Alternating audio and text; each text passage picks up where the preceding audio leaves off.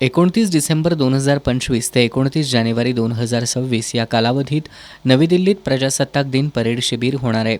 निवड झालेले cadets Maharashtra NCC संचालनालयाचं प्रतिनिधित्व करत विविध एनसीसी उपक्रम आणि स्पर्धांमध्ये सहभागी होणार आहेत.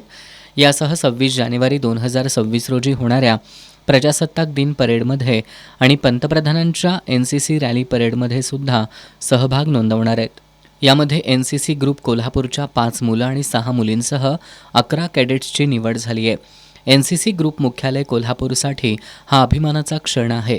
Senior under officer Himesh Rathod, Omkar Suresh Pawar, D Y. Patil college of engineering and technology कॉलेजची sergeant Radhika Kshatriya, cadet Riddhi Padmukhe, Madhura Bate, Prasad Wangekar, Pramod Chavan, Sushmita Rathod, junior under officer Tanishka Chavan, Nishant Chavan, Srushti Pathak यांचा यामध्ये समावेश आहे.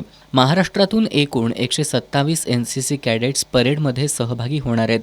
या कॅडेट्सनी एनसीसी ग्रुप मुख्यालय कोल्हापूर आणि एनसीसी ग्रुप मुख्यालय पुणे इथं पार पडलेल्या कठोर आणि अत्यंत स्पर्धात्मक निवड प्रक्रियेत यशस्वीपणे पात्रता सिद्ध केली आहे. या उल्लेखनीय यशाबद्दल एनसीसी ग्रुप मुख्यालय कोल्हापूरचे group commander brigadier R.K. Paithankar यांनी निवड झालेल्या कॅडेट्स आणि त्यांच्या प्रशिक्षकांचं अभिनंदन केलं.